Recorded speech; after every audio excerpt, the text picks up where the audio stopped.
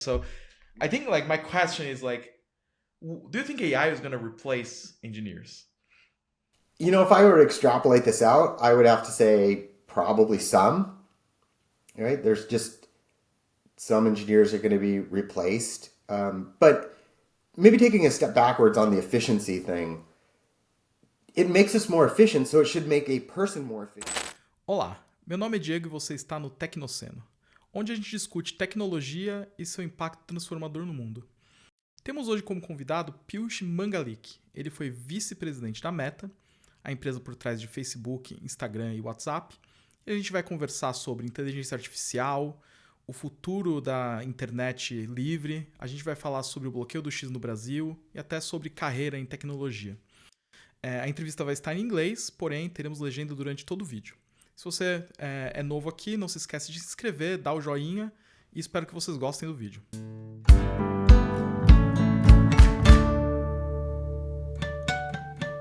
Thanks, Piyush, for being here with me today. You are on Tecnoceno, so it's a pleasure talking to you. Yeah, it's good to be here. I'm excited for this. Awesome. Piyush, I don't know if you saw the news, but recently Twitter/X was banned in the entire Brazil. That has raised a lot of questions about like the control and freedom on the internet. So, is the open web we once knew dying? What's your perspective on this problem? Yeah, this is interesting. This seems to come up every couple of years, whether it's X, Facebook, messaging apps, things like that. I don't think this is like the death of the open web, right? I mean, the internet was supposed to be open and create channels of communication. I think it's done an amazing job. I think that we have become used to all the information that's coming in, and we forget what it was like where we only had information in silos. So now having these services like X, Facebook, Snap, whatever, just there's a lot of more freedom of information.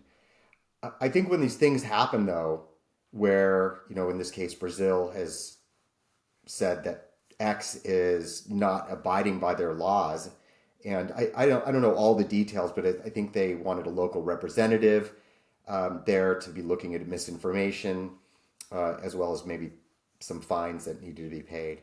Those are the laws of the given country, and I think that if you're operating in the United States and you want to go operate in other countries, then you have to abide by those laws, whether you like them or not.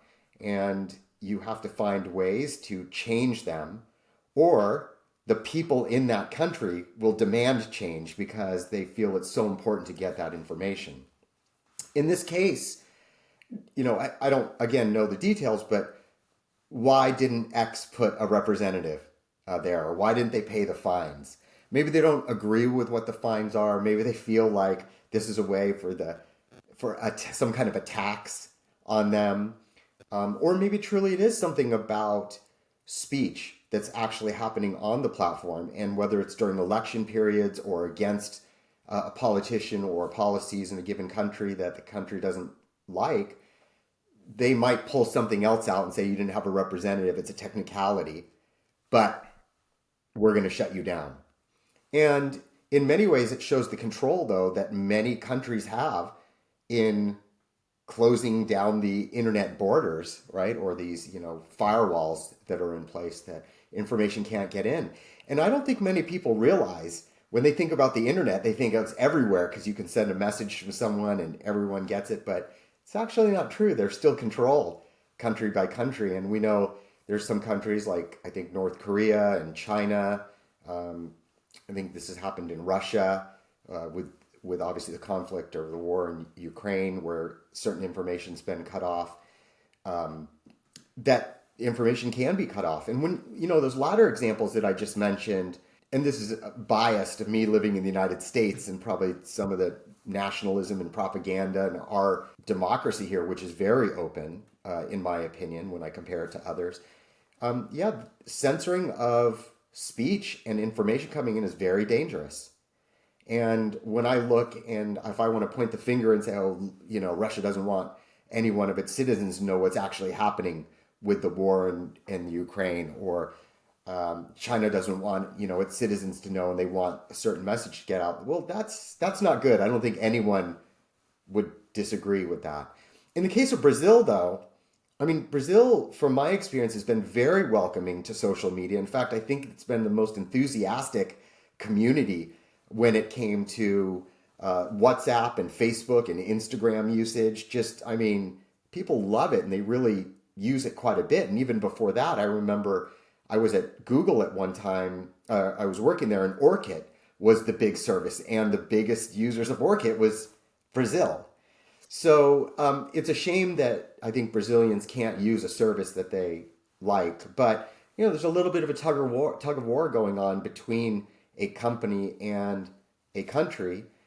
And I can imagine from X's standpoint, if they give in, then another country is going to say, hey, here's a way for us to collect some fees or to invoke some kind of power here too. So it'll be very interesting to see what happens.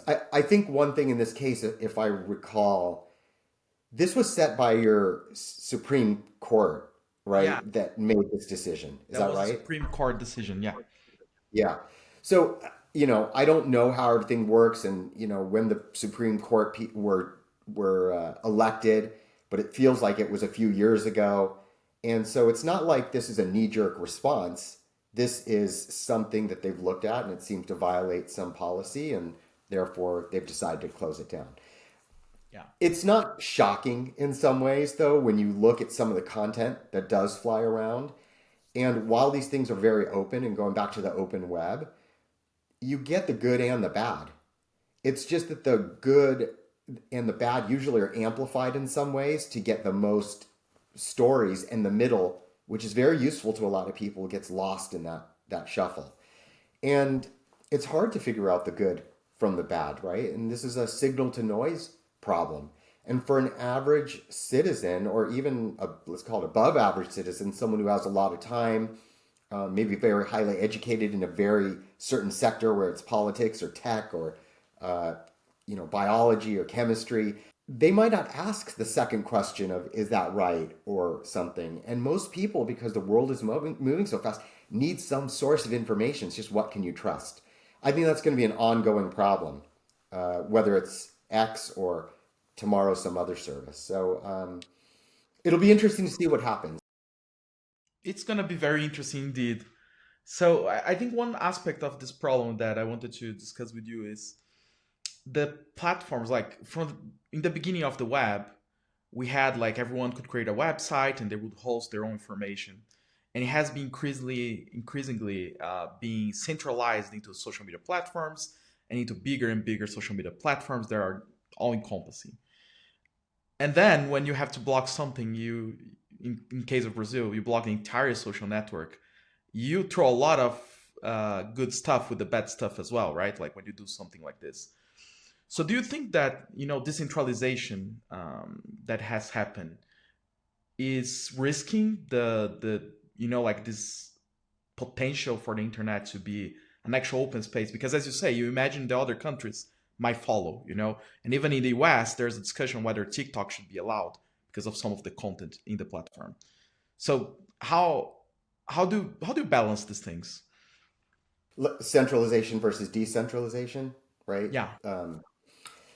God, this is another difficult kind of question, because you want to believe, from a centralization standpoint, first of all, to run these services takes an enormous amount of resources and money. And again, I don't think people realize that. They think the internet, oh, I just put up a page, or it's a chat and it's free, but I'm only paying a few cents for my internet, whatever. But it's very expensive to run these and to run them worldwide. So from a centralization standpoint, that's just something we get for free. We don't pay for X. I know that there's services you can, or Facebook or Instagram. They're ads driven. But that also should be the counterweight to bad stuff happening. If you don't abide by trying to figure out misinformation and stuff like that, or you allow it to run rampant, you might gain a certain audience, but you're going to also lose another audience. And when that happens, if you're having a free service and it's ads driven or whatever, you're going to rely on advertisers staying with you. And we've seen this where advertisers will boycott a service or say, I'm going to pull out. And that, from a market dynamic standpoint, that should balance things out a little bit. However, if your main revenue stream is not that service and you can get it from other places and it just becomes a big megaphone for you, that does become a little bit dangerous. And the centralization of it then also means, even if it wasn't dangerous, the whole thing could be shut down just because of some misunderstanding or something small like that, which could also hurt the company. If I look at the other side, though, and look at decentralized, I mean, this has been a holy grail that people have been talking about forever. But decentralization, when you think about it, it still needs servers, it still needs bandwidth,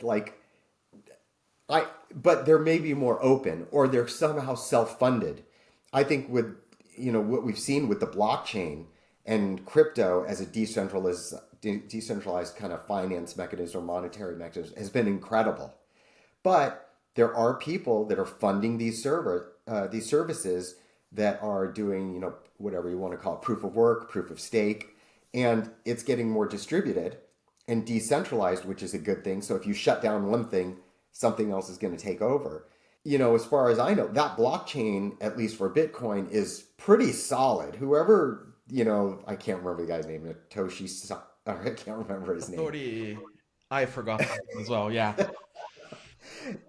Whatever the person that is unknown that started seems to have really thought it through and did a good job of allowing to self-regulate. And the advent of these smart contracts, which can go in and they can't really be broken, or it's very transparent as to what it's doing, I think is amazing. If you look at that transparency, that's what people want in the closed sector. You hear this now actually coming up with AI models where people are like, well, show us the training data, show us the parameters that are using. I think even just this week, I think Anthropic released something that showed like, here's transparently, this is how we trained it, or this is how it's operating. And people are like, yeah, that's great. Although who's saying, yeah, that's great? I might say, yeah, it's great, but I didn't do anything with it. I haven't looked at it. And if I looked at it, I don't even know if I'd know what to do with it. I'm going to actually trust someone else to say, okay, I've looked at it and it's good. But isn't that centralization in some ways? Like that I'm looking at someone? So this centralization versus decentralization, I think there's always pockets of centralization, even when you're decentralized. And it's about what's the weakest link in all of that. And so I do think it's going to be this up and down. And if it becomes political, then it's a matter of like, does that person want to get reelected? They're not going to get the votes if they start shutting these things down. So I think it's tough. I do like the balance, just like, there's closed operating systems or software and there's open, and we've seen the movement of open source and Linux and things like MySQL and Elasticsearch, Apache, all those. It's amazing. And that trend is starting to take off. But there's a lot to be said for closed source and the value that you get from that as well. So continuous tug of war. I think it's going to continue to have evolutions. And I think it was called Blue Sky or something that was... Has actually got a few of the Twitter users here in Brazil. They migrated to Blue Sky, searching for an alternative. So it got a little traction here in Brazil. Yeah, and I think it's events like this we've seen in the past that actually cause people to say, okay, I'm going to go jump to something else because I need this information. I'm tired of it getting shut down. And it starts to ramp those services, which is a danger then to, a centralized or closed system like X. And they might have to then go, oh no, we better go in because if we start losing momentum, we might not ever get it back. But who's to say Blue Sky is not going to run into some similar problem? If you're running it, who's regulating it? And, or who's looking at what's misinformation? If you leave that to the people, you better really have a great algorithm for those people and weights and rankings to say who's got a voice in it or not. And maybe it's done like Wikipedia pages. I don't know. But even Wikipedia pages can sometimes be tricky, yeah. And that's a good segue to my next topic. Because we're talking about, handling misinformation. It's a growing problem, both in Brazil and in the West. We are both countries that have running elections this year. and it has been like a very hot topic, like with very controversial as well. And then we have AI. Like AI is on the spotlight, and that's all people talk about. Do you think AI, like the conversational AIs we have, what role do you see them playing in either adding risks or mitigating the risks of misinformation for society? I think like any technology, there's always a good use case and a bad use case for it, and AI is no different. I think, coming from Meta and Facebook, we used AI quite a bit in order to handle the scale of information that was coming in, still allowing people's privacy where someone wasn't reading it, but the AI was making a determination. And I think that's a wonderful use case, and we've seen metrics internally as they've gone down on misinformation or false statements and things like that. And of course, there's going to be some mistakes here and there, which again, they get amplified, those mistakes, and everyone says, see, I just don't think people understand the billions of messages that are coming in every day. But that's not an excuse, right? So I think companies like Meta and others have to continue to refine and get better. And as AI gets better and we understand it more, it will do better. But on the counter, AI can also help with misinformation. And we've seen that whether it's text that comes out or articles now that you can very quickly create, whether English or Portuguese is your first language, I could create something because I want to disrupt what's happening in Brazil, but I don't know Portuguese, but the AI knows it well and it does it really great and it puts out a post and like, great. I just scaled my disinformation campaign where I would have had to hire people before. And a lot of times when you see these bad actors come in, there's some monetary gain somewhere. But if you raise the price of getting that, then maybe they'll go elsewhere. AI is in some ways reducing that barrier to entry, and it's allowing more people to go into it. And I talked about text, but the things that have been happening with images, with video, with maybe replicating the voice, those are things that only very sophisticated people were able to do before and weren't able to do it at scale. It costs a lot of money and very specific expertise. And now I'm going to say almost anyone can do it.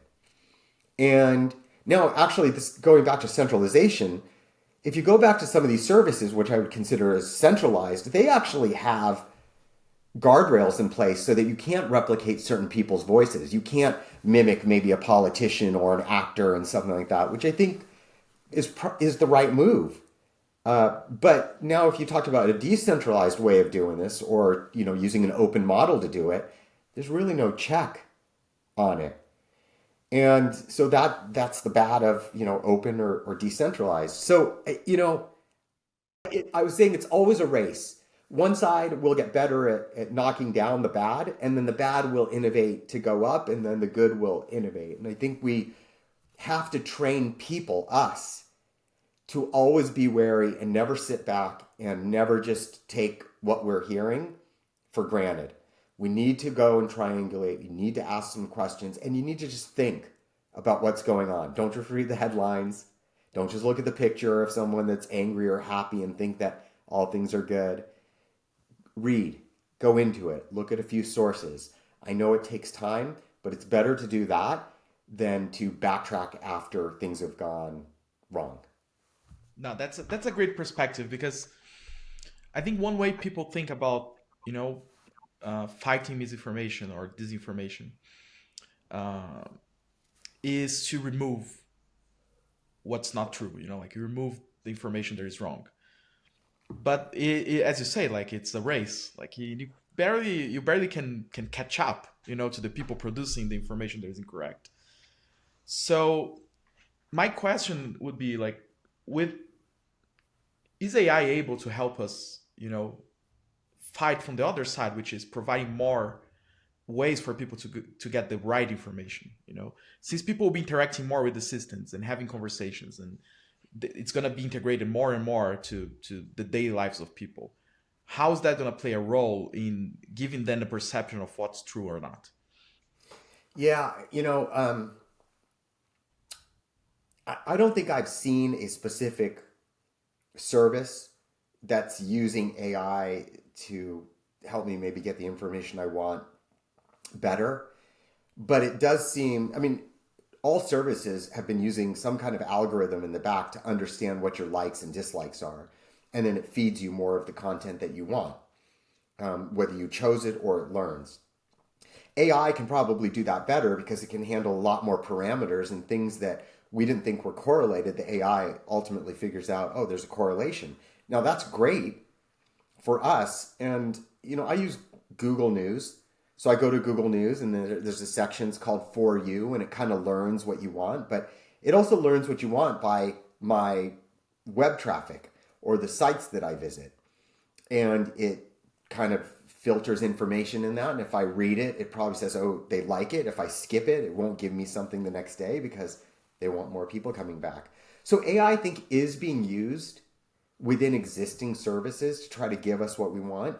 It's a slow ramp as they get better because they don't want to be it too jarring, because then you would say, oh, you probably wouldn't say this is really great, but you would say this is really bad. And if you see it's bad, you're going to move away from it. So they want to slowly turn it and measure it and slowly and keep turning it. And then it's, there's that expression, boiling the frog. You boil the frog, which apparently is completely false because the frog will jump out as you're warming it up. It won't just sit there and go, oh, this is nice and warm. Yeah. In Brazil, you say boiling the crab. So they changed Boiling the crab. but it's the same thing. Yeah, it'll get out. It'll jump out. But I think that it's there and we're seeing it. You know, just one thing on this. AI is amazing. I don't know what I've seen that has just blown my mind, except maybe the internet. Even the mobile phone for me was an extension of the internet. It was just a device to take the internet on the go. And it's not to say that, the iPhone wasn't, a big step function up from what there was before. I remember BlackBerry was the thing. And I had wanted, before that there were Palm Pilots, but you had to get a separate modem for it to get on. And they didn't really have a web browser and they weren't color and there was no touch screen and you were using a stylus. And BlackBerry came along and it was like a color screen and a world phone because there were, GSM and other services. But iPhone put it all together and it's like, wow, I can carry it with me. And, the apps and stuff, but it's still an extension of the internet, in my opinion. AI is not an extension of the internet. It's just, I don't know how to explain it. It's just super smarts on the go. And, it's so transformative. However, I don't think we've seen the big use cases of it. I think people are still trying to figure those out, and everyone's peppering them into existing problems and saying, can AI make this better? So I don't think we're going to see anything dramatic, but I do think it's being used. I do think it's making things more relevant for us. The fear on any of these things is, will it create a bubble in that it keeps giving you the information that you want and it skews you to one side without popping in other articles that you want? And if it did pop in other articles that you didn't want, are you as a person open enough not to say, no, I don't want this? Well, then you've already chosen what you want. We fool ourselves into thinking that we're open. Just as a side and maybe as an analogy, I'm trying to play tennis. I'm trying to get better. And I feel like I'm getting better, but it's a feeling. So I record myself. And on my tennis serve, I think I'm putting my arms straight up in the air and really going. But when I look at myself, my arm's only going halfway up. But what I'm thinking, it's going straight up. So this is one of those things where reality check. We need that kind of reality check. So, AI, yes, I do think it's helping. It'll be interesting to see what happens. And I do think there are going to be some companies that come out that rethink applications and services with AI first. And that's going to be exciting.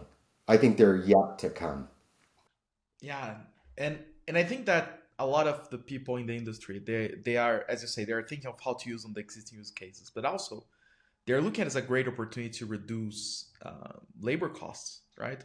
So this is like which is an efficiency game, right? Like you gain efficiency, you need less labor for the same thing. Maybe you can redirect this labor to other things, but it does bring this image, especially on the technology industry, that like a doom image, like are we going to be obsolete, as tech professionals, right? So I think like my question is like, do you think AI is going to replace engineers?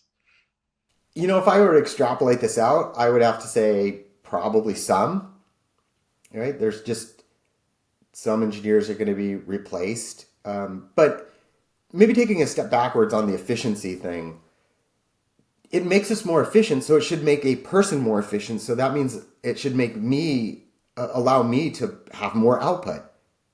So the question really is, can AI have more output than me with AI, or me alone? Well, me alone probably will not, me alone will not have as much output as me with AI. I've seen that, I believe it. Will me with AI have more output than just AI? I think right now, me with AI has better output from an effectiveness standpoint than just AI. Now, where is just AI going to catch up? At the speed it's going, it could be within the next 3 years, where AI is coding at a level where I'm not needed as much, right, as an engineer. However, if I'm only needed 10% of the time, that means I can do 9 other projects in parallel. And because I still don't think that AI is going to get to the point where it just completes. It doesn't understand what the end objective is. You can tell it and it'll scaffold it, it'll put it in, it'll make the button here, but it doesn't know that it should have put the button here versus somewhere else. If I said make a contact page with first name, last name, it might just put them all at the bottom and goes, there you go. And you're like, no, you need to space it out. And AI would go, you are dumb. It's more efficient at the bottom. And you're like, yeah, but it's for humans. You're like, oh, okay. So I think that was my AI impression, by the way. If OpenAI wants to use that instead of Scarlett Johansson, call me. I'll license myself. So I think that I think it's an efficiency gain. I think it's an output. I think we're okay for right now. And we're going to become smarter. We're going to be able to work and focus our time on more complex problems. We're going to be able to solve things that we weren't able to solve before. And when we do, the complexity goes up. And then we'll have to go build a smarter AI. But engineers are going to be there, and there's going to be some shift in what you learn in order to continue to do that. That's what I think is going to happen. I guess if you extrapolate it out at some point, yes, call it a singularity or whatever that happens, and the AI can reason and think and develop stuff. Okay. I mean, that's going to happen. But are you seeing this in the short term? I guess it depends on short. I don't see it in the next 3 years, right? But I see things ramping. And even if it did happen in the next 3 years, humans are there for survival. So whether you want to call it the local governments or the citizens that are going to protest this from coming out, people will say, no, you can't put this out, right? It's too dangerous. It's too disruptive. And right now, I think there's this fine line between allowing technology to continue to flourish and stopping things before there's really a problem. And it's always one of those things once the genie's out of the bottle, can you really put the genie back in? And maybe the answer is no. And this also goes back to your open versus closed, or if it's open, then it's just going to happen, right? And no one can really stop it. So no, I don't see it in the short term, but you have to imagine it's going to happen. It's going to happen, meaning at some point. And maybe I'm biased by the movies that I've seen and stuff like that, but it just feels like there's some inevitability where something is moving and talking and doing stuff that humans wouldn't normally do. Pessoal, espero que estejam gostando do conteúdo. Não se esqueçam de dar o joinha aqui, dar o like no vídeo, se inscrever no canal para receber os novos vídeos, liga a notificação para o nosso canal. A gente está soltando vídeo regularmente aqui. Vamos ter várias entrevistas interessantes e vários conteúdos legais para vocês. Então, conto com a participação de vocês aqui nos comentários também e dando sugestões para nós. I think we focus a lot on, the coding, right? And I want to come back to this, but, we're both engineers by career. You don't spend all of your time coding, right? That's not all you do as an engineer. So I think like people index a lot. Well, it's getting better at coding, so I'm not gonna be needed anymore. But what about everything you do, like making decisions, balancing, pros and cons, and like interacting with other people, collaborating, with other areas. I think that's where I see at least it's being further away than just the coding part. But I agree with you. Like I don't think there is a necessary ceiling to how much it can evolve, right? So we might be seeing that at some point. Yeah, and I agree. And this is going back to the coding. When I was saying is like if you just ask the AI to do something, it wouldn't know the design, it wouldn't know the user experience aspect. It would learn by pulling in some other site that was created, but it might not be able to innovate. Now, it could innovate by putting out A/B tests like in droves, but I think people would get tired of those A/B tests and say like, what's going on? And this is why companies don't do it. You could hire a whole bunch of people to change the screen all the time, but then people are like, well, what's going on? This is kind of janky or whatever. So, yeah, coding, things that are very, what I would call, have a strict rule kind of system.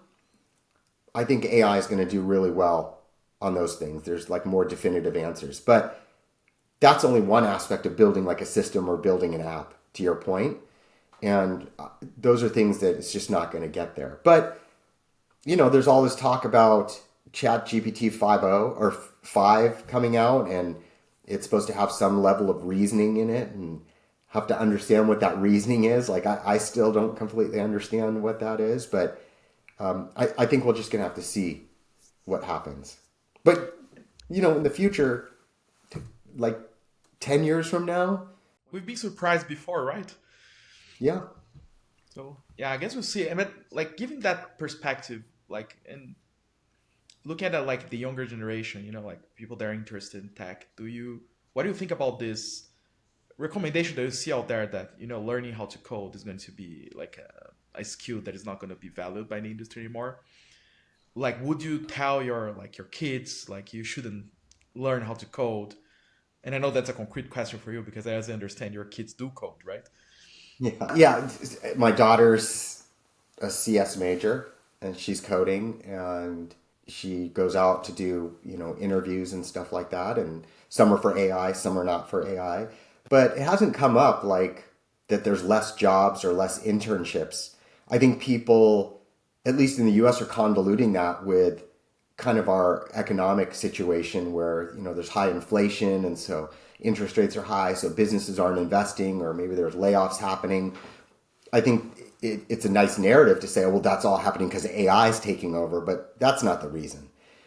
If anything, these companies are hiring AI engineers in droves and they're getting paid quite a bit of money. So I think a couple of things. One, I encourage my daughter to continue with that. I have a bias towards it just because I think that going in as a computer science major, an engineering major, teaches you a certain thinking pattern, called logical thinking, breaking down large problems into smaller problems and figuring it out. I think that's just a valuable life skill. I think you can kind of apply it to anything. And, not to be too sterile about it, but it's like integration. If you keep going to a smaller and smaller integral, it looks like a very smooth curve. So things that that's very artistic, but you take an engineering mind frame, well, I don't know, maybe I could create something very nice, if the limit goes to infinity. So I think it's very valuable.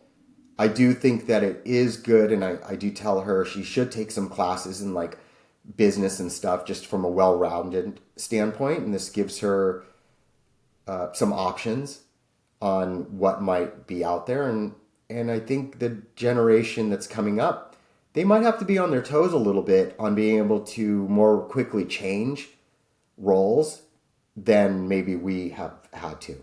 Whereas when we went in, it was like engineer, you could just keep going. But even for us, we had to choose. Did you want to go Java or did you want to go .NET? Did you want to go Windows operating system or Linux? And when you would go in an interview and someone said, oh, how long have you been doing this? You're like, 10 years. How long have you been doing Linux though? Oh, not long. Windows, sorry. Oh, what just happened, right? So I think that is always going to be there.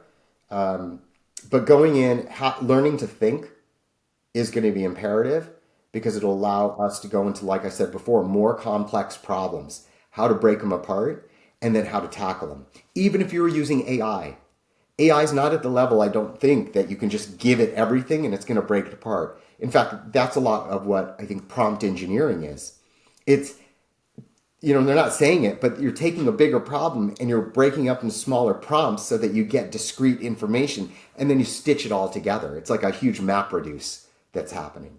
So, no, I still think computer science is big. I would have people who are looking at it go into specialties, things like AI, as it applies to machine learning and really getting into the core of it. AI as it goes to like data analysis, because there's a lot there. There's a lot on synthetic data. How do we create data to train AI? And then also AI as it relates to maybe security. Security has always been at the forefront. And actually, if you were to say, the more technology we get to combat something, the more people get sophisticated on breaking it, and it keeps going up. So those are the areas that I kind of recommend. By the way, we haven't really even touched on robotics and mechanical engineering and things like that. Maybe even psychology and like how is that going to come into play? And neuroscience is really taken off. Quantum computing, which it's hovering out there. It's there, but we don't talk about it as much. But these companies like IBM and Google have been building bigger and bigger qubit systems, and you see that they can solve things like in amazing time.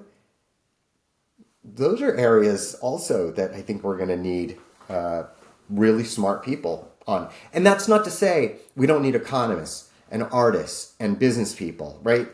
We're going to always need those. And you could argue, if anything, they're going to be needed more, or they're maybe a little bit more protected, because back to where AI is, it's really good at the math. It's really good at the coding and very discrete rule things, whereas human interaction is not so rule-based. And so I think those are there to say as well. But yeah, I'm all in still on engineering. But yeah, and I think it comes back a little bit to, computers have always been great at math, right? And people didn't stop learning math for that. So I think computer science can see as an extension of math, and it's getting better at that. It's great for us, but doesn't mean the humanity needs to throw this knowledge away, right? Because we're still going to need it. Well, yeah, and I mean, like when the calculator came out as opposed to the slide rule, it wasn't the end of engineers. It meant, back to the thing, engineers could do more. They could do them faster, they could do it more. It allowed those engineers in the company to be more profitable for the company, and that was a good thing. And it created competition for other people to catch up, which makes society, quote unquote, better, in that it challenges us, right, to push the frontiers, and that's where innovation usually comes. I do think that there's some limit, though, at where we start to hit where the technology starts to approaching us. If the asymptote is our level and, calculator was down here and then computers are over here, like, where does it start hitting us? I think that's the question. Are you scared of that? Like, do you think it's going to be bad if it hits us? It's not going to be bad at first, because it's going to be one of those, wow, right? And it's going to be, this thing just did it. It's good as long as it's serving humankind. But once it doesn't serve us, or once it overserves us, or once people are affected by what's serving, and to the earlier point of, you might have had 5 people that were doing something like that before, and now only 1 is needed. Where do those other 4 go? In life, how do they make a living? And I mean make a living like, how do they feed themselves and their families if they've got them and stuff like that? Maybe society changes. Like, we work a lot of times to make money so that we can sustain ourselves, and then there's a material aspect of it too. Maybe if you want something luxurious, you work harder, but that's a kind of a hamster wheel or a web that we get caught up in, and society pumps, and it's all in the advertising and the glamour and the glitz, and maybe there's an ego and a vanity aspect that we latch onto, but not everyone's like that. And there's people that are just like, that really look at the world and enjoy the world that they're living in, and they need some sustenance and social interaction and stuff like that. So would it be so bad if we didn't have to work? I'm not saying you shouldn't. I don't think saying you shouldn't go and learn, but what if you just learned and tried stuff and everyone was kind of an innovator or a thinker, and it wasn't about being that so you can patent it and build a company and hire people, but just make society better. At some point we're going to have to leave this rock and go colonize something else. So probably need more people thinking about it.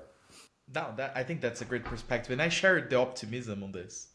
That Oh, great. Yeah. like if we can work less, it doesn't mean that we won't work, because we as humans, we like to do stuff. Like we like to learn and build and create. But yeah, it's Yeah, gonna it's be a better if we difference. need that to live, right? Our lives. It's a difference between having to work and wanting to work. And then there's the reasons why behind them. And I think if you want to do something and you enjoy it and you're getting into it, you're going to be really good at it. So you should go do it. Are you doing it because of the pay? Maybe, like I said, partially.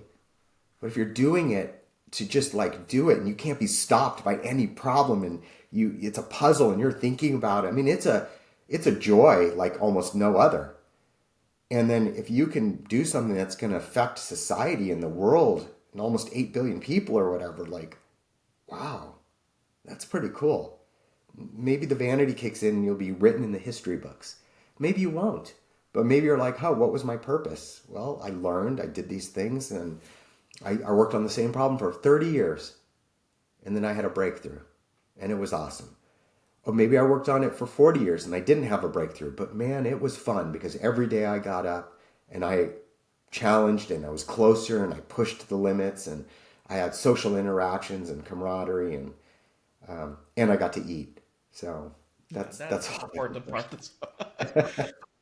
Now that's I think that's a very very interesting point. Like on like having the right motivations for doing stuff. So with that in mind, like I want to shift a little bit and talk about career for people in tech. Like since we were talking Sure. about like that you gave a few advices on like how to explore the space, but you had like a very successful career. You have a very successful career in tech. Can you share a little bit on like what were the things that you think helped you the most in terms of the mindset you had or the steps you take? I would love to hear a little bit about more about the journey, because I think people want to hear like if they want to take this path, like what would help them. One, I appreciate even just maybe saying that I had a successful career, right? And you know, I think there's a Oh, that's question an of what is, understatement, Piyush. well, I wonder, you know, it's a definition of success and it's relative. It's relative to other people. If I were to, and I'm just saying, if I were to ask Bill Gates and he'd go, well, what did you do? Well, I don't think Were Bill you Gates really? gonna be watching the show, so Yeah, I think for maybe. our baseline, maybe, right? Who knows? Yeah. Hi, Bill. It's glad I to do have think you it's here. relative. Uh, but I do think I've been successful. I've been successful from the standpoint of my journey has always been to try to be the best at whatever I'm doing. And I measure that just by, was I recognized somewhere along the way for the work that I was doing? And did I feel good about it? Did I accomplish something that was a hard problem that maybe other people couldn't do, or I collaborated with other people and we did it together? And I would look back and say that was fun. That was cool. But when you're just starting out, or maybe when you're in the middle somewhere, it's very hard to see the end. It's very hard to see the future no matter what. I mean, you can't see it, but it's hard to believe that things will be okay or that you're going to be successful or what's that definition. I think going back to like societal pressures, there's a lot of things like, oh, you didn't do this by the age of 24. I don't think you're going to be successful, right? Or you're not this by 30. You might want to think about doing something else. And you hear this in sports a lot. Oh, you didn't start playing tennis until you were 3. Oh, you have to start at 2 because that's where it really starts. And for me, I think growing up, it was just always a comparison. Whether it was a comparison that I put on myself towards others, and you read in the news and it was aspirational, like someone started a company and you said, I want to start a company, or someone achieved some level at a company to make some decisions. You're like, I want to do that. That could be good if it's motivating. It could also be bad. It could be bad to the point where if you don't achieve it, you stop trying. And so if I were to say one thing in my success, and I think a lot of people say this, I just kept moving forward. Believe me, I had a lot of setbacks. I had a lot of things that didn't go right. Things that took probably longer than they should have because maybe I just didn't get it. Maybe I wasn't a good individual contributor. Maybe I wasn't a good manager. And so I needed more time to develop than someone else who might have shot up. And that I know was discouraging in the moment. But, if I were to go back, it was really my parents who just said, you got to just keep moving forward. And I know there's a lot of sayings of like, you can't win the lottery if you don't buy a ticket, which means you have to get out and go do it. So that's where my success was. And then, of course, there's luck that has to play. There's people who supported me along the way that, again, I was lucky to be around them. But I also put myself out there to go try new things. And I took some chances. And I think if you don't take some chances, you run the risk of someone else controlling your path. Because now you're waiting for someone to recognize you. And yeah, you might go do the hard work, but there's a lot of people doing the hard work. So how can you differentiate a little bit? You have to take some risk taking. And the more that you know, the more that you learn, the more experiences you have, at some point, there's a moment because you got up and you went to some meeting that you didn't want to go to, and you were super positive in that meeting, and someone happened to recognize your facial expressions and they said, Diego, what are your thoughts on it? And because this culmination of all these things that you were doing, you said, I've been thinking about it, and because of this, and this is what I want to do. And someone goes, you know what? Why don't we work on this? And that's your entryway. So those are the moments that happen. And when they happen, you have to be ready. How do you be ready? How are you ready? I think you have to do a lot of things. You have to be very focused in learning and keeping your eyes and ears open, but also taking some chances, different technologies, taking some chances, talking to different people. The more bombardments you happen, the more likely something's going to happen. So I would say, if I were to summarize a little bit, keep on moving, right? That you got to keep moving forward. You might not see it as forward. You just got to keep moving. So keep getting up, keep going, be positive. If you are feeling it inside, even though you think on the outside that you're not showing it, we're not as good actors as we think. And people the closest to you, they know when something's wrong, right? You're just a little bit more quiet. And you're like, no, I'm not. I'm all great. You're like, something's a little bit off. So people can see it. Humans, that's how we've developed. We see it in the animal world. We're animals, and people get those signals. So truly let go. Be positive. Go in. Forget whatever bad happened. Leave that baggage. Go in. Give yourself the best chance. And experiment. Talk to other people. Also, I can say this after 30 some years. Be patient. Like, there's plenty of time. What's the rush? You'll get there, but you'll get there in the time that was meant for you. And when you do, you will have an aha moment of going, yeah, I wasn't ready before. And by the way, that's always true. You'll never be ready. When you're put into it, you learn to be ready. But if you're put into it too quickly, you can fall backwards. No, that's definitely like a great advice, because a lot of people, I think, they put themselves out there and they keep comparing themselves with everyone else. And they try to track their progress against other people's progress. And they feel like, well, I'm failing. They're still making progress. But on their perspective, they're failing because there's always someone that is faster than you. That's just the reality of being in a world with 8 billion people, right? Yeah. Like, what's the chance of you being the 1 out of 8 billion, right? It's very, very, very low. So, yeah, I think like just like looking at, having patience and making progress has always been valuable for me as well. So it's great to hear from you that it has got you through your way. And I think I'll tell you I've learned a lot from you. Oh, We've thank you. had great discussions over the years. And I think me trying to be open and meeting new people that are very smart and very in tune with what's going on, and whether it's tech or politics or gaming or music, like you have a really good, like a deep understanding of some of these things. And when you talk, like I'm like, wow, this is amazing. And your calmness, your patience, at least how I see it, makes me want to be better. So it is about surrounding yourself with really good people that have that patience, because you will emulate and replicate them.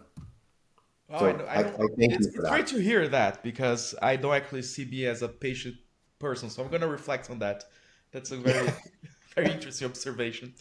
But yeah, but I think like that's a good segue to another thing that I want to ask you because yes, you had your career, you developed your career through like some of the biggest companies in the world. You're of course in the eye of the thunderstorm in Silicon Valley, but you have worked with a global team, right? You have worked with Yeah. people across several cultures. So I would love to hear your perspective. Like learning, from engineers across the world and for professionals across the world. When you look at Brazil, what do you see as like the biggest potential we have and the role we can play as a country in that industry? Uh, because of course we have our own perspective on this, but it would Yeah. be interesting to hear how you have seen this through the years. Yeah, you know, I could make a mass. Everything I'm going to say is based on a very small data set of people that Well, I've been fortunate enough to work with, including yourself, and there's been others. But before working with any of you, I had really no idea. I hadn't any exposure to working with anyone from Brazil or Portugal, who spoke Portuguese, or Japan, or even like people from London or France or Spain, etc. And they're just really smart people everywhere, right? And I think, going back to a nationalistic thing or closed borders or without the internet, like your world is this. And then you understand the world is like, I can't do it on the camera, but much bigger. And there's basically you everywhere. So you're replicated in all these different countries, just speak a different language and you grew up in a different place, but make no doubt, you are replicated in other places. And so that's what I've seen, is just really smart people who are everywhere and might not have the opportunities to have the visibility to say, hey, look at me over here. I'm willing to go and help you. But how do I get noticed? And I think it comes down to education and the school systems and the government doing a lot to try to, one, build a base of education. And from what I know in the university systems there, they're very good and they teach the technology and coding and things like that. And I know you and others like did great on the engineering tests. And then after you started working, just crushed code in a very intelligent way. So that has been my experience. And in every country now, as we continue to grow, again, it used to be maybe the U.S. or maybe some companies in Europe and stuff that were the big companies. But I hadn't really heard of Globo until I started working. They're huge. yeah. Like there are multiple huge media, technology, pharmaceutical companies everywhere, and they're solving problems for people locally and then have a chance to expand. I think if you're in Brazil, you should look for those companies that are headquartered there, because I think if you are close to headquarters still, you can pick up a lot, right? The buzz, what's going on, it's in your own language, and it reduces a lot of barriers to learning in the beginning.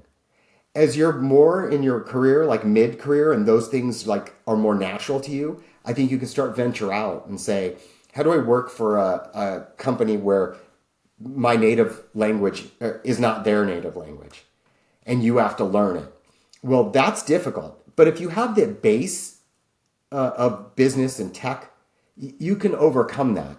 But if it was the very beginning and you're just learning how to work at a company, how to work with people, you don't know the language, you're going to get frustrated. They might get frustrated with you. You won't feel like you're doing anything right. So I think it's a little too much change. That's just my opinion.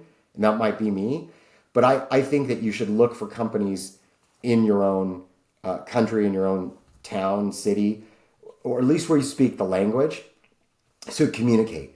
Because when you start working, it's communication between people that's really the most important thing. And you will learn, the company will teach you what you need to learn. You have to understand it, and then you need to follow it. And then if something's not right, you need to communicate it. And even when you speak the same language, communication's hard, right? Ask my wife. Like, we communicate past each other all the time. We speak the same language, allegedly. So I do think that give yourself a couple years, but I only think it takes a couple years. If you're focused and you learn something, then you should start branching out. And if you work for a multinational company, that's great, because now you can try to take a trip to go visit headquarters. And you should raise your hands. Raise your hand and say, hey, I'd like to go out and visit, or I'd like to go work on this project with other people. So find ways to get yourself into it, and then maybe you find a way to come and work in a different country, or the United States, or you work in Europe somewhere. And it might not be the exact job that you want, but again, it's a stepping stone. So you do that, and once you get that going, now you take 10 years of your other experience and you elevate both of those things. So, I've been impressed. I do know, probably, like, even in the United States, like, it's hard to get a good education, or it's hard to focus on the education when you're worrying about where is food going to come from. And so you're trying to work another job or something like that. And that's very tough. So if those problems exist, I really hope that the local communities and societies and really the government should help. But the government as elected by the people to do that job, not to go do other things that just get the votes. Like, I think we need to push for those things. Yeah, that makes a lot of sense. And well, allegedly, the government is there to do that, but it's always a evolving problem, right? Yeah. But yeah, I think that I think it's a great advice. Like, so you start local, because then you can learn faster, because you don't have to learn another culture, another language, and then you might expose yourself to global companies afterwards, and you can tap on all this experience. That was definitely something that have worked out for me and several others.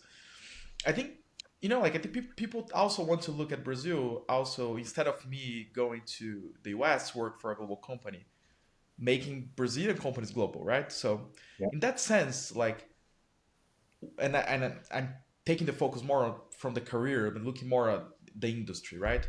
Yeah. When you look at like developing countries like Brazil, India, or Russia, other companies, Yeah. other countries that are developing, what do you think, like, are good investments to do in order to be a competitive player, for example, in AI that is now flourishing everywhere?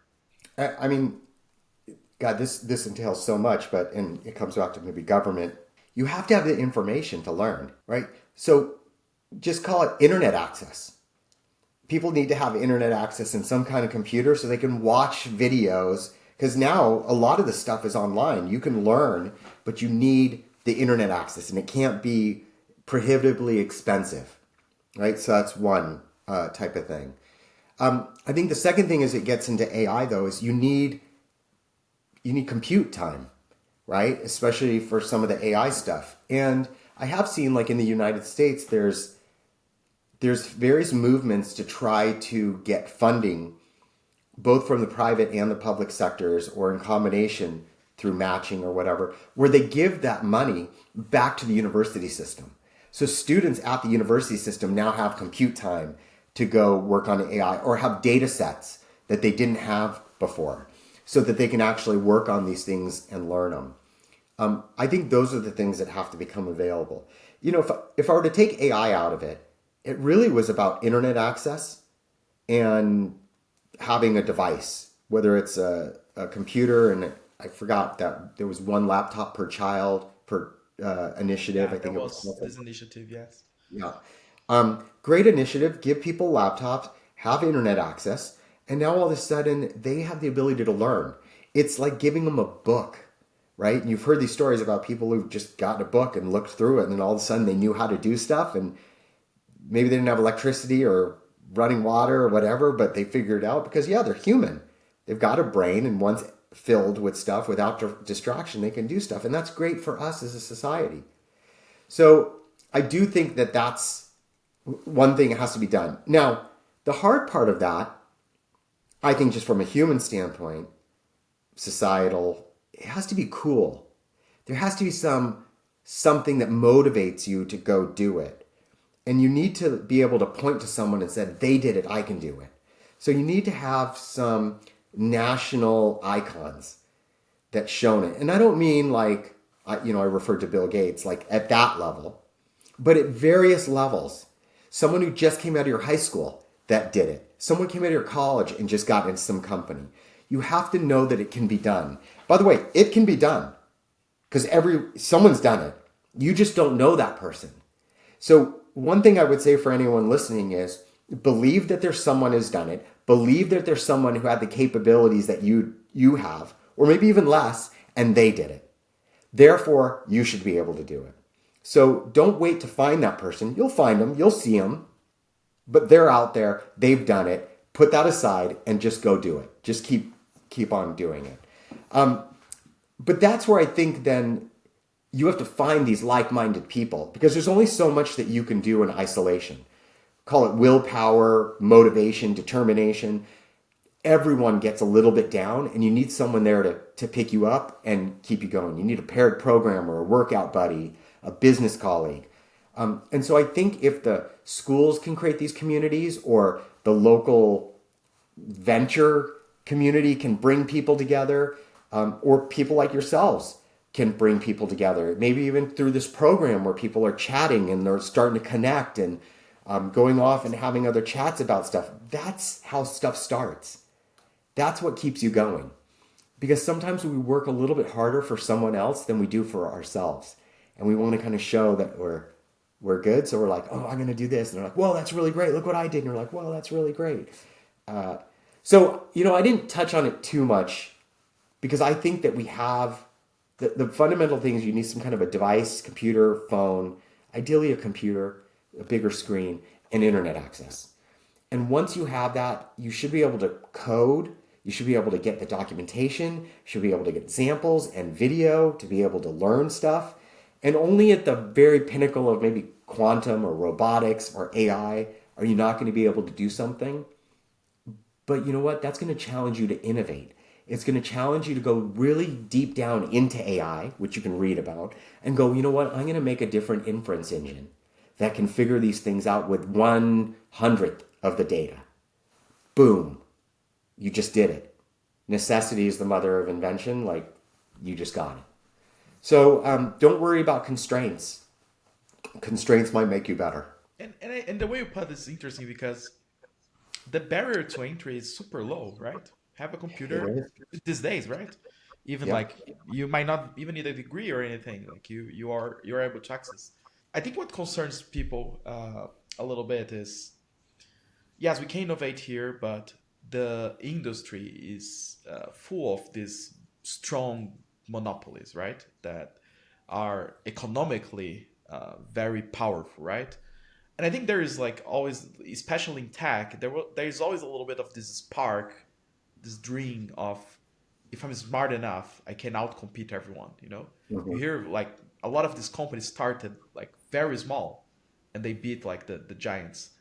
But come back to the examples, like we don't have many of this outside of, like the center of the technology in Silicon Valley, right? That's where it's concentrated. Like, what do you think is that? Like we do, like people here have access, they have computers, as you say, like everyone's smart everywhere. There's this park what needs to change? I think that's where I'm going to. Well, I mean, I really love the question. It's a cool question to think about. I think you'd have to look at some of the data a little bit because you asked why your assertion is that it happens here in the Silicon Valley a lot more than maybe it's happening in Brazil. At least that's the perception, of course, yeah.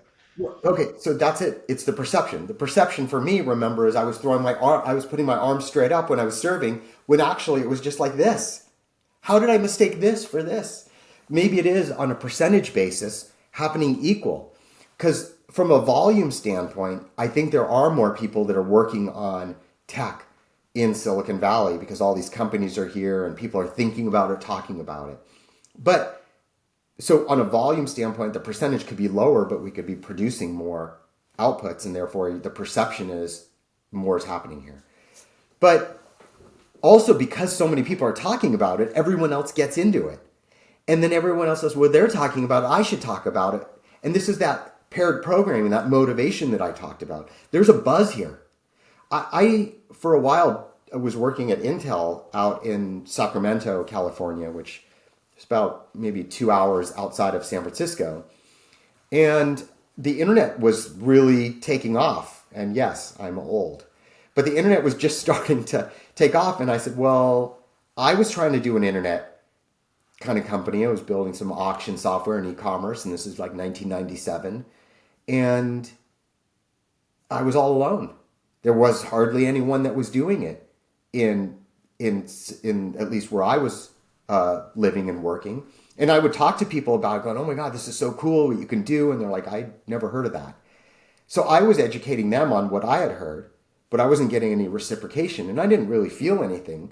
But when I would go into San Francisco and, you know, there was a joke that you go into a bar and people are doing deals and everyone's got a company, but it was true. You would go in and people, oh yeah, I started this company. Oh, I'm doing this. I'm doing a XML B2B, whatever. And you're just like, it's just lingo. And yeah, I've got a foosball table. And you're like, oh, I need a foosball table to be super techy. And but you got the buzz. And so I moved. And as that, I met other people and we co-founded a company, but I wouldn't have done it if I was not in the heart of it.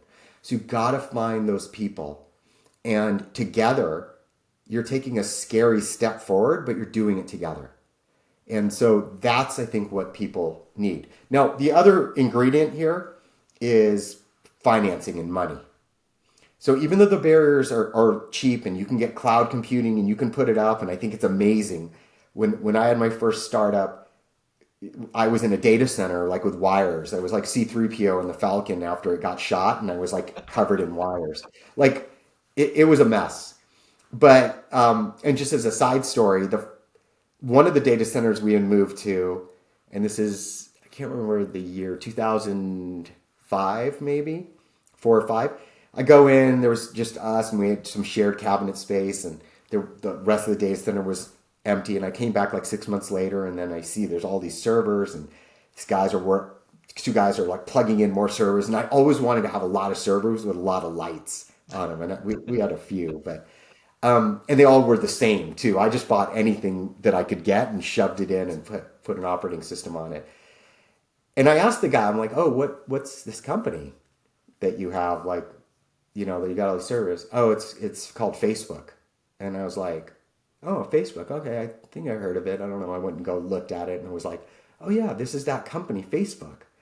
And they just became huge. But I know that was a side, but it was expensive. You had to have special hardware. You had to have people that knew data centers. They had to be on site. Things would go down. Now you could just deploy it in the cloud and it'll scale as you get more traffic. But for all of that, it's not just building the product. It's about getting the momentum. It's about getting your first customers. It's about keeping them happy. It's about getting the marketing out. You talked about big companies. Big companies have a lot of eyeballs, so when they put something else out, like a lot of people are going to see it. Those people aren't going to necessarily ask the question, is there a better one of those somewhere? If that thing does the job, they're going to take it. Yeah. And so I do think financing and money are important, and I think you have to look for those local investors, let's say in the Brazilian community, who are willing to invest in people. And now that's a chance for them too, because how are these people going to go and make it? Maybe that's where the government throws in money too, because economically it's going to create jobs, right? And that's important. So it is a long-term play. Politics isn't always great about long-term plays. So I don't know, but private communities can do it. Companies can do it. and incubation. So I do think that that's the other missing ingredient to succeed and get that kind of launch velocity that's going to allow you to compete even against the big guys. Because you can. We've seen it time and time again where some new technology, someone small comes and takes off. But you know what? That's the epitome of solving a problem that people want. Because if you solve it, and they're always around, we just don't know it, you don't need that much money. If you build it right, it takes off, it just takes off. Well, sometimes the money goes into finding out the problem, right? It takes a lot of money as well, right? That's right. And some problems it does, and I think that's where people stay away from that. I think people who solve those problems, that's why you see a lot of things come out of university, because they have some of the funding, and going back to like how the governments are giving grants and stuff like that. There is money, there's facilities, there's a lot of people there. And so you can bounce ideas off. You can go to your professors. You get out of that and you lose touch with it, right? I would say go back to your university. Keep in touch with your professors, right? Go talk to the other students. They're the generation that's coming up. Maybe they're going to help work on something. You got to be scrappy. You got to think different, right? Remove egos. Just go in and kind of do it. That's great, Piyush. So I think like that, to that point, the surge in AI interest has thankfully brought some investment across like governments and private sector. So I do think that's probably a good opportunity, for developing countries to invest a little bit more and get some of these results, right? Yeah, absolutely. And by the way, like if you remember, we had cell service here in the United States early. But when you look at other countries, they actually had better cell service and better technologies because they weren't building on old infrastructure. They were putting all new infrastructure, and they leapfrogged us. So one of the interesting things is that when there is an incumbent, they usually are building on top of something that it wasn't meant for it, and they make it look good, but they can't move as fast. And so then when you get a new technology in a new place where there's no preconceptions about what needs to be done, boom, everyone's doing it. And you can leapfrog stuff. So this is an advantage. This is, again, why startups usually can move faster than big companies, even when they don't have all of the money. And I think we've seen it from the inside, where we had to compete and when we weren't the incumbent. And we've seen it from the outside where people who weren't the incumbent would compete against us and do very well. It can always be done. You just have to keep that mentality. And by the way, nothing's ever going to be easy. Yeah, I think that cognitive shortcut of taking the easy path can really drive off your objectives, right? Because there is an easy path. It doesn't drive you where you want. It's just easy, right? And you go and you drift away. The plan is easy. Go learn, be excited, keep moving forward. The execution of it is hard. Yeah. That's what's hard. And then we only hear the glamour of the one-off that made it. They just came out of school, they built an app, it took off, boom. You're like, I want to do that. So does everyone else. Go take out a calculator, put 0.000000 something, divide it by another 0.0000, and your percentage is that. Go play the odds. There's a spectrum, right? You don't need to be that. There's a spectrum of success, right? But it's glamour, and what I was saying before about that is people focus on the glamour, and I said it can be motivating, and that's great. But if you make it too much of the myopic focus, and you forget everything else, and then you don't celebrate your wins that you got along the way because you're still trying to get up here, and you don't celebrate that you were here and then you got to here because you're still not here, you will be demotivated. You will give up. And you need to stay positive. You need to keep moving forward because time's always working against us. So use your time wisely, be productive, be focused, be happy. I don't know what that word means, but it just means be in a state where you can move forward, move fast, and be focused. I think that's my definition. So yeah, thank you for being on the show. I just want to ask you like, what's next for you, Piyush? Like what's at this point in your career, right? What you're looking forward to? It's interesting. have a lot of motivation, enthusiasm, and energy around technology. I always have innovation, invention, things like that. So I've started kind of a labs company and just trying out different things involving AI. Some involve AI, some don't. And just seeing if I can solve problems that are either important to me or I think they're important to society, and just playing with them. And I'm taking a long kind of approach, a long-term approach on this, where almost like, you know, a PhD, and it's going to take some time to really understand, and I should be patient. So it's been really fun. I've been doing this for about a year, and along the way put out a couple of products and learning about marketing and people's behaviors and viral aspects of making products. Learned about some real estate things and that market, and then games, and I love games, and we're doing some game development. So it's a lot of fun, and I'm just going to keep doing that. I'm always looking to see what else is out there, what companies are inspiring, or at least look inspiring to me from a societal standpoint, and where I think maybe I could help them based on any experience that I might have.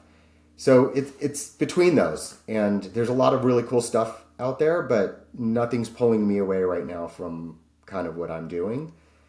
That could change, but for right now, I'm on a good journey, and maybe just a plug for health too, like just kind of taking care of my health and going on walks and syncing up with people and stuff that I hadn't done in a while, and it actually is opening my mind to a lot of stuff that I think was just closed off because I was so focused in one direction. I think a lot of people get that. And I'm actually kind of dreaming again, or at least I'm remembering my dreams, and that hadn't been for a while, and I love to dream. So I'm having a good time. I think I'm fortunate to have the time to go do this. I think that might change, but like I said, it's a constraint and it's a motivator. And so that's the problem I'm going to try to solve one way or the other, and I'll move forward. That's awesome, Piyush. Thank you so much for your time. And yeah, have a great day. Okay, thanks a lot, Diego. Appreciate it. Pessoal, muito obrigado pela audiência. Espero que tenham gostado da entrevista. Não esquece de deixar o seu like. Não se esquece de se inscrever no canal para acompanhar os nossos vídeos. E vejo vocês na próxima. Tchau, tchau.